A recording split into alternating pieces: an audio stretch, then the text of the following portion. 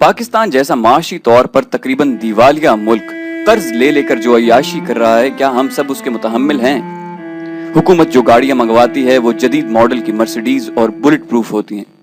क्या स्वीडन किसी और दुनिया का मुल्क है जहां का वजीर आजम साइकिल पर दफ्तर जाता है, जिसकी बीवी लोकल बसों में बैठकर शॉपिंग करने जाती है?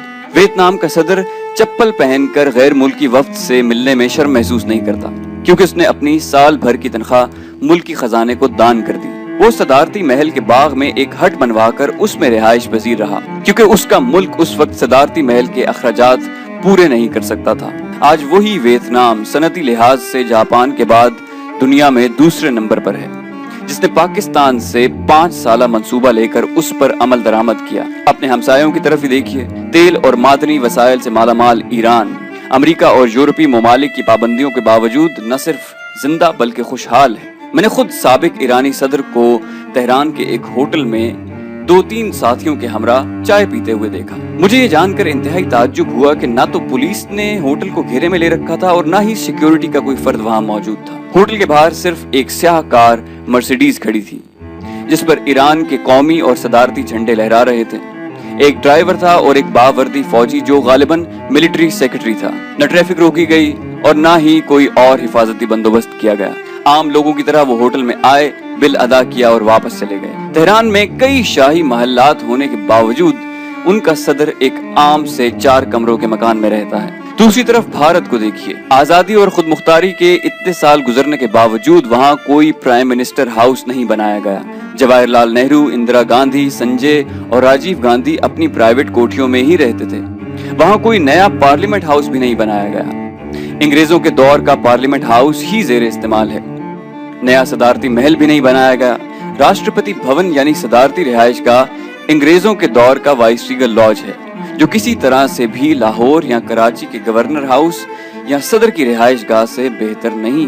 वहाँ सदर हो या वजीर आजम, गैर मुल्की सरबराह हो या कोई वीवीआईपी, सब भारत की बनी हुई मारुति या हिंदुस्तान नाम की गाड़ी में सफर करते हैं। वहाँ सरकारी ट्रैफिक गुजरते वक्त अवामी ट्रैफिक रोकी नहीं जाती। एक सवाल जिसका जवाब सिर्फ आपका दिल और ज़मीर ही दे सकता है। आजादी के इतने सालों के बाद हमने क्या खोया और क्या पाया, और भारत ने क्या खोया और क्या पाया?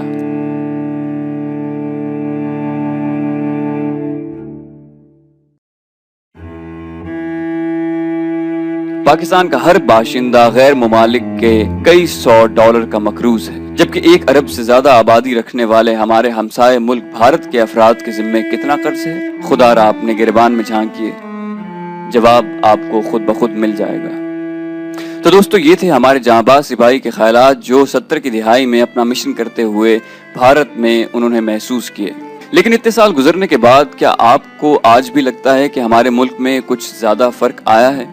अगर आप अपने प्यारे वतन पाकिस्तान को एक तरक्की याफ्ता मुल्क देखना चाहते हैं तो आपको इस वीवीआईपी कल्चर के खिलाफ खड़ा होना पड़ेगा। आपको अपनी आवाज उठानी होगी ताकि हर आम शहरी को उसके हुकूक बराबर मिल सकें। तो दोस्तों, कहानी की तरफ आगे बढ़ने से पहले हम आपका शुक्रिया अदा करेंगे कि आपको हमारी वीडियोस बहुत पसंद आ रही हैं। अगर आपने अभी तक इस चैनल को सब्सक्राइब ना किया हो तो बेल आइकन को दबाकर इस चैनल को सब्सक्राइब कीजिए ताकि आपको तमाम वीडियोस बिला ताखीर मिलती रहें।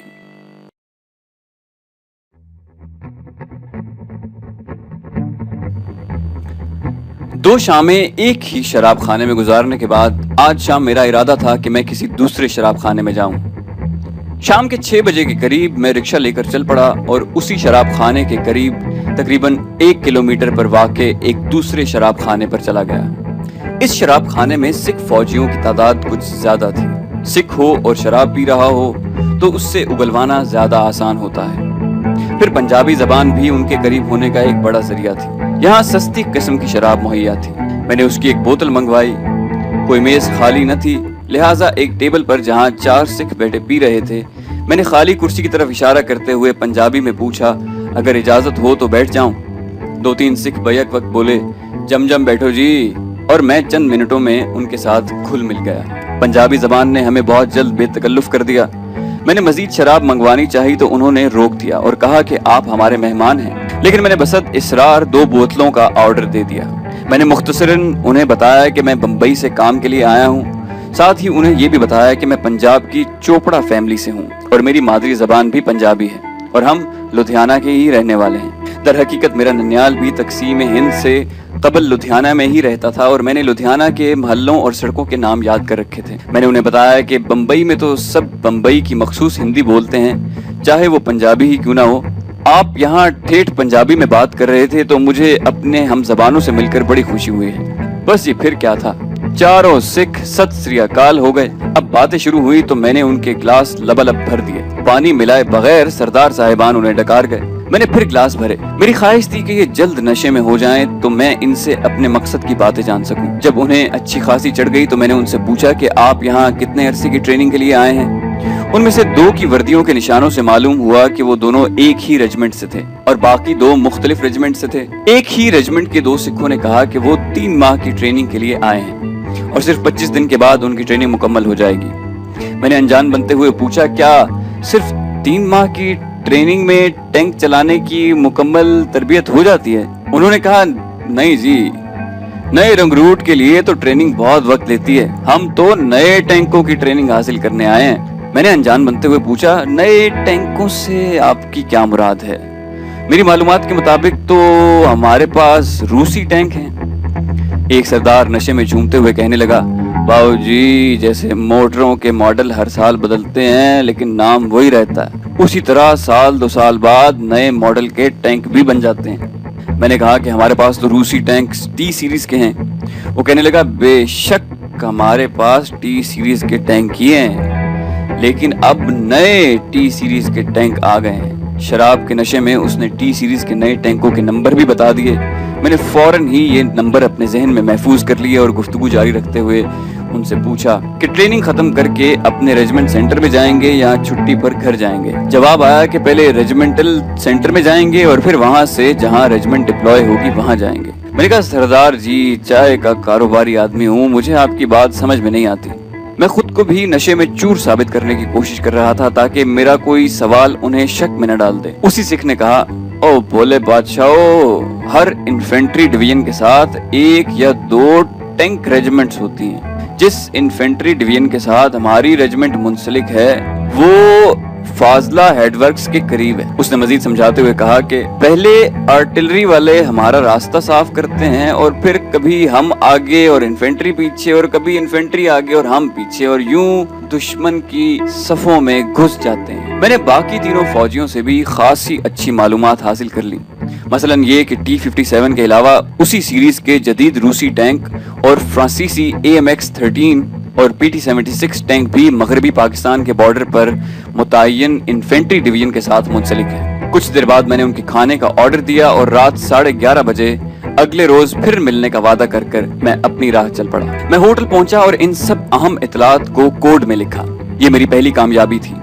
اگلی شام مزید معلومات حاصل کرنے کا پروگرام بنا کر میں سو گیا۔ میں چاہتا تھا کہ اپنی پہلی مفصل رپورٹ ایسی بھیجوں کہ میرے سینئرز خوشی سے اچھل پڑیں۔ اگلی صبح میں نے جب گزشتہ رات کی معلومات کا دوبارہ جائزہ لیا تو مجھے یہ محسوس ہوا کہ یہ کامیابی بہت معمولی تھی۔ میں اب تک صرف 3 ٹینک ریجمنٹس کے متعلق ہی جان سکا تھا۔ اول تو مجھے ان شرابی سکھوں سے حاصل شدہ معلومات کو ٹیلی کرنا تھا تاکہ میری رپورٹ شک و شبے سے بالاتر ہو۔ اس کے علاوہ سب سے اہم بات یہ تھی کہ مجھے نہ صرف ان ریجمنٹس کے متعلق بھی معلومات حاصل کرنی تھی جو 71 کی جنگ کے بعد یہاں سے ٹریننگ حاصل کر چکی تھی، بلکہ ان 3 ریجمنٹس کے علاوہ وہاں جو دوسری ریجمنٹس ٹریننگ لے رہی تھی ان کے متعلق بھی جانکاری حاصل کرنی تھی۔ جب میں نے اپنے پورے مشن کا جائزہ لیا تو یہ معلومات بہت ہی معمولی محسوس ہوئیں۔ احمد نگر میں زیر تربیت ریجمنٹ صرف 3 ماہ میں ٹریننگ مکمل کر کے واپس چلی جاتی تھی اور ان کی واپسی سے پہلے ہی نئی ریجمنٹس کے جوان وہاں آ جاتے تھے۔ یہ سلسلہ 71 کی جنگ کے بعد سے مسلسل جاری تھا۔ مجھے اس سلسلے کی کڑیاں شروع سے ملا کر ایک مفصل رپورٹ تیار کرنا تھی۔ بریگیڈ ہیڈ کوارٹر جو اس ٹریننگ کا ذمہ دار تھا، اس کے دفتر میں یا ڈویژن ہیڈ کوارٹر میں یقیناً کوئی ایسی فائل ہونی چاہیے تھی جس سے مجھے تقریباً تمام معلومات حاصل ہو سکتی تھی۔ احمد نگر ایک طرح سے ٹرانزٹ کیمپ کی طرح تھا اور وہاں آنے والوں کی فائل یا معلومات مجھے اول دونوں ہیڈ کوارٹر کے دفاتر سے اور دوسرا کیمپ کمانڈنٹ کے دفتر سے اور تیسرا لنگر سے ملنے کی امید تھی۔ میں نے ان تینوں ذرائع میں سے کیمپ کمانڈنٹ کے دفتر کا انتخاب کیا क्योंकि डिवीजन और ब्रिगेड हेडक्वार्टर में पीसीओ दीगर काम भी होते थे, जबकि कैंप कमांडेंट वहां आने वालों की सिर्फ आमद, रिहाइश, खुराक और वापसी का जिम्मेदार होता है। मेरे तज्जिये के मुताबिक मुझे इस दफ्तर से मालूमात से भरी एक फाइल मिलने की उम्मीद थी। तो दोस्तों, ये थी हमारी आज की वीडियो। हमारा जांबाज सिपाही दुश्मन की सफ़ों में आगे से आगे बढ़ता जा रहा है। अगर आपको हमारी वीडियो पसंद आई हो तो इसे लाइक कीजिए, शेयर कीजिए और सब्सक्राइब करना मत भूलिए। सब्सक्राइब करने के लिए बेल आइकन पर क्लिक कीजिए या सुर्ख बटन को दबाइए ताकि आपको हमारी तमाम वीडियोस बगैर किसी डिले के फौरन मिलती रहें। अपना बेहद ख्याल रखिएगा। अल्लाह हाफिज़।